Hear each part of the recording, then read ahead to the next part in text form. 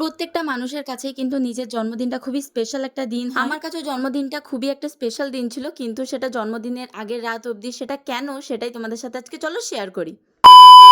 তো hello everyone, welcome to our new blog.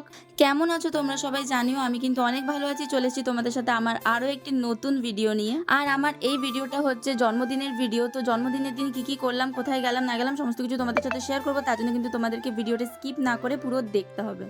চলো guys, তাহলে বেশি বকবক না করে ভিডিওটা শুরু করা যাক। দেখো গাইজ, জন্মদিনের দিনটা কিন্তু সবার কাছে খুবই একটা স্পেশাল দিন। আর এই স্পেশাল দিনে সকাল সকাল ঘুম থেকে উঠে কিন্তু আমি স্নান করে রেডি হয়ে গেছি। মানে এতক্ষণ অবধি আমি জানতাম না যে আমার সাথে কিছু হতে চলেছে। আর দিনটা যেহেতু সোমবার ছিল, তাই সোমবার কিন্তু আমার দুটো পুজো থাকে। একটা হচ্ছে শিব পুজো, যেখানে আমি পুজো দিতে যাই, মানে একটা শিব মন্দিরে। যারা যারা আমার রেগুলার ভিডিও দেখো তারা তো জেনেই থাকবে যে প্রতি সোমবার কিন্তু আমি শিব মন্দিরে পুজো দিতে যাই।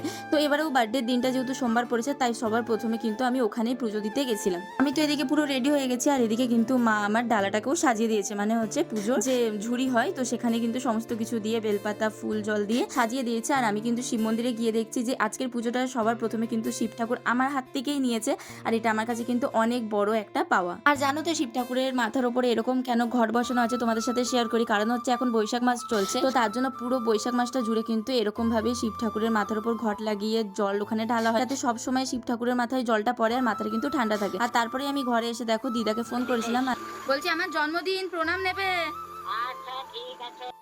আর এদিকে কিন্তু দিদাকে আমি বলছিলাম যে এখানে আমার প্রণাম নিও, কারণ দিদা আমার জন্মদিনের দিন আসতে পারেনি তার জন্য। আর এদিকে কিন্তু দিদাকে ফোন করার পর দেখো আমি আরেকটু সুন্দর করে রেডি হয়ে গেছি, কারণ এখন যাব হচ্ছে আমাদের বড় শ্রী মন্দির আছে, তো সেখানেই এখন প্রণাম করতে যাব। আমি মা বাবা তিনজনে মিলেই যাব।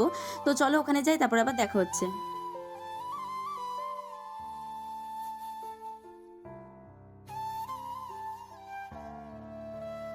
ফাইনালি কিন্তু আমি এখন চলে এসেছি। এই যে আমি এখন সিঁড়ি দিয়ে কিন্তু ওপরে উঠে যাচ্ছি প্রণাম করবার জন্য। আর জানো তো এখানটা এত শান্ত জায়গা না, মানে এত শান্তির জায়গা যে তুমি যদি 5 মিনিট বসে একটুখানি চোখ বন্ধ করে থাকো না, মানে খুব মনটা আরাম লাগবে। তো ওখান থেকে প্রণাম করার পর আমি এখানে বসেছিলাম, আর চারিদিকটা খুব সুন্দর লাগছিল, তাই একটা ছোট করে ক্লিপ নিয়ে নিয়েছি তোমাদেরকে, মানে তোমাদের সাথে শেয়ার করবো বলে। আর তারপরেই কিন্তু এখন আমরা বাড়ি চলে যাচ্ছি। আর এখানে আসার পর কিন্তু মনটা সত্যি খুব ভালো হয়ে গেল। তোমরা চাইলে কিন্তু এখানে একবার অবশ্যই ঘুরে যেতে পারো, অবশ্যই কিন্তু তোমাদের অনেক ভালো লাগবে।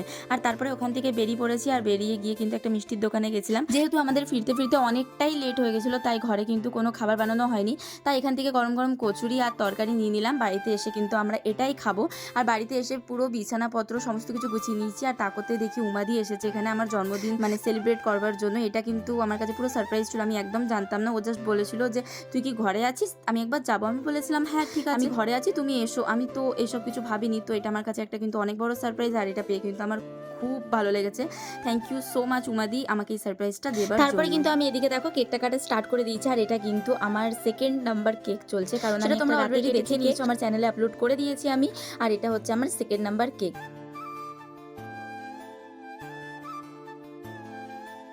আর কেক কাটা হয়ে গেলে কিন্তু আমি সবার প্রথমে খাই দিই আমাদের এখানে সব থেকে ছোট সদস্য, সেটা হচ্ছে আমার ভাই। আমি যাকে ভোঁদাই বলে ডাকি, তোমরা যাকে আমার ভিডিওতে অনেকবার দেখবে আশা করি। তো তাকেই প্রথমে কেক খাইয়ে দিলাম। আর তারপরে কিন্তু এদিকে আমাকে উমাদিও কেক খাইয়ে দিল। আর গাইস তারপরে কিন্তু আমি এখানে উমাদিকে কেক খাইয়ে দিলাম। আর এদিকে কিন্তু উমাদিকে তারপরে আমি বলছিলাম যে আমার কটা ভিডিও ফটো তুলে দাও ভালো করে, যাতে আমি পোস্ট করতে পারি। তো এদিকে কিন্তু উমাদি আমার কটা এখন ভিডিও ফটো তুলে দেবে। আর আমার কিন্তু এগুলো মাঝে কিছু হলে ভিডিও ফটো তুলবো আর পোস্ট করবো, তোমাদের সাথে শেয়ার করবো। তোমরা অনেকে অনেক কিছু কমেন্ট করো, কিন্তু আমার তাতে কোনো যায় আসে না, কারণ আমি ভালোবাসি পোস্ট করতে আর তোমরাও দেখতে ভালোবাসো অনেকে।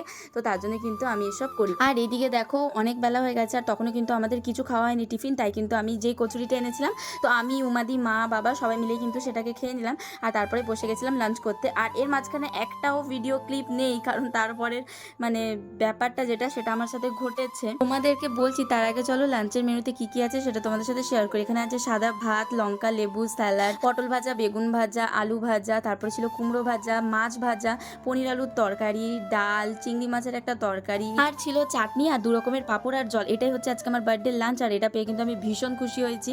মানে এতক্ষণ অবধি আমি জানতাম যে আমার সাথে সারা দিনটা ভালো করেই যাবে, কিন্তু মাঝখানে এমন একটা ঘটনা ঘটে গেছে। তো এই খাওয়ার পর মনে হলো যে না, আর ভালো যাবে না দিনটা। তো আমার সাথে এটাই হয়েছে। আমি চাইবো যে সবার সাথে সাথে একটা অন্তত জন্মদিনের দিনটা সবাই যাতে একটু ভালো শান্তি করে কাটাতে পারে, কিন্তু আমার সেটা হয়নি। যদি কখনো তোমাদের সাথে শেয়ার করার সুযোগ হয় আমি অবশ্যই তোমাদের সাথে শেয়ার করব, বাট এখন পারছি না। কিন্তু একটা খুব খারাপ ঘটনা ঘটেছিল, তার জন্য কিন্তু পুরো দিনটাই আমার বেকার হয়ে গেছে। তো অবশ্যই তোমাদের সাথে শেয়ার করব, কোনো এক ভিডিওতে তো আমি শেয়ার করবো। আজকের মতো এইটুকুনি থাকলো ভিডিওটা, তোমাদের কেমন লাগলো সেটা কিন্তু অবশ্যই জানিও।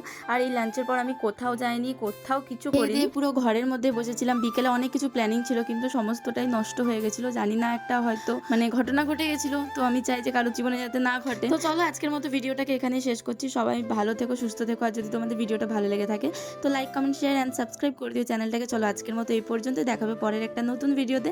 তো চলো টাটা।